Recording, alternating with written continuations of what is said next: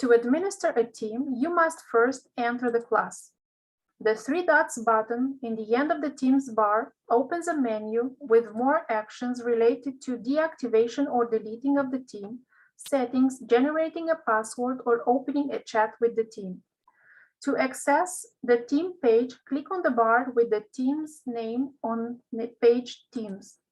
On the left side of the team page is the team's profile panel with the team name, members, team codes, class, chosen scenario, visualization of the team's office, editing and deleting of the team, chat with the team.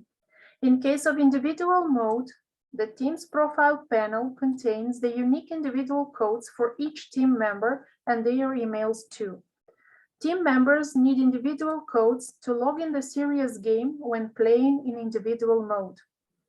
In the top of the team page, there are buttons opening the administration for each level. The levels are locked. To unlock a new level, click on the Unlock button in the level you want the team to work on.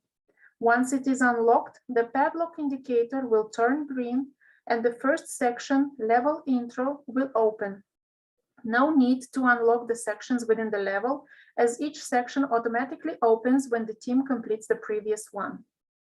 When the team completes the work in a section, it is indicated as completed.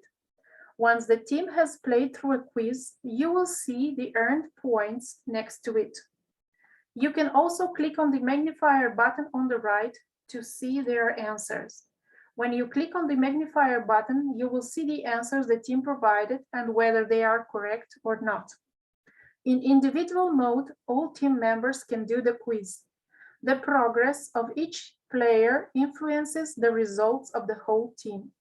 Clicking on the magnifier button will show the answers of those of the team members who did the quiz.